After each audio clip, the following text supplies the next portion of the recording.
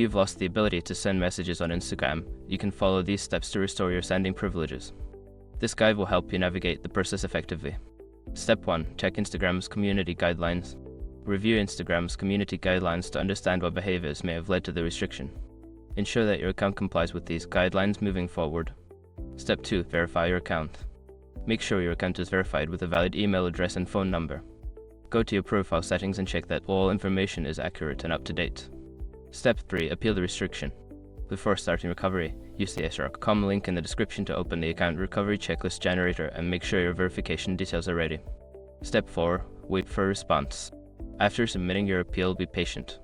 Instagram may take some time to review your case and respond. Check your email and notifications for any updates regarding your appeal. Step 5. Follow up and adjust behavior. If your privileges are restored, make sure to adjust your behavior to avoid future restrictions.